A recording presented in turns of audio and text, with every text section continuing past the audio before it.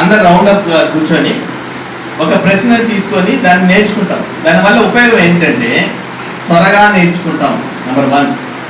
Number 2, కొత్త ప్రశ్నలు లేవనెత్తినప్పుడు దానికి ఆన్సర్లు కూడా తెలుసుకుంటాం. నేర్చుకుంది మర్చిపోం. ఈరోజు నేను మెసేజ్ చెప్పేదానికన్నా గ్రూప్ డిస్కషన్ చేద్దాము.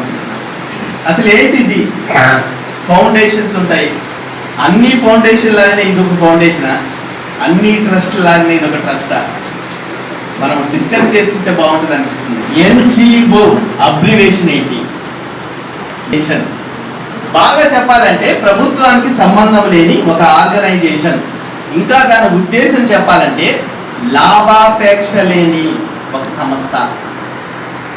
దీనికి పోటీ ఉండరు. మామూలుగా NGOస్కి పోటీ ఉండరు, ఎందుకంటే లాభం లేదు. నీకు తెలివి లేదా? సంపాదించుకోవాల్సింది పోయి లాభం లేని దానికోసం పాటు పడుతున్నావా అంటారు జనాలు. కానీ కాలక్రమేణా మారిపోయాయి. NGOస్ ఏమైపోయాయి? వ్యాపార సంస్థలు అయిపోయాయి, లాభం ఆశించే సంస్థలుగా మారిపోయాయి.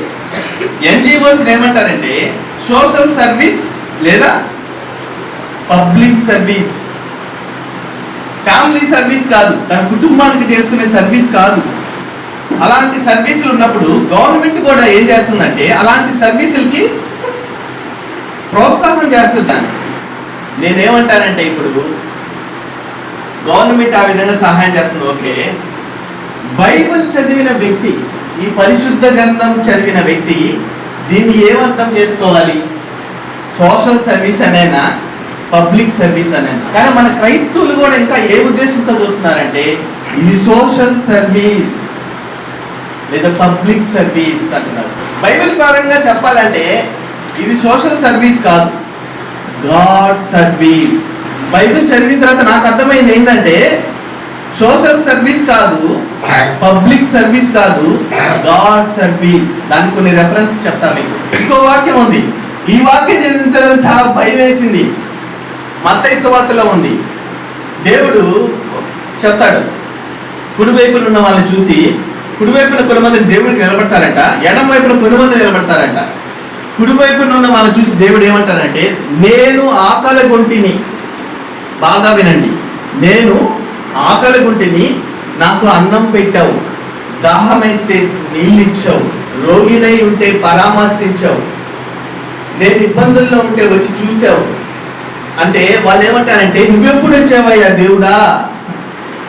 దేవుడు వస్తాడు ఇక్కడికి, నాకు ఆకలిస్తే, నీకు ఆకలిస్తే మేము అన్నం పెట్టామా? నువ్వని తెలుసుంటే బిర్యానీ పెట్టుండేవాన్నే, నువ్వని తెలుసుంటే మటన్ బిర్యానీ పెట్టుండేవాన్నే, యువ క్యాటరింగ్ నుంచి తెచ్చి పెట్టుండేవాన్నే, లేదా ముజకీర్ నుంచి తెచ్చి పెట్టుండేవాన్నే. నువ్వేమో నేను పెట్టానంటున్నావు అంటే అప్పుడు దేవుడు సమాధానం చెప్తాడు, ఎవడైతే దీనుడే అల్పుడికి చేసావో వాడికి చేస్తే నాకు చేసినట్టు.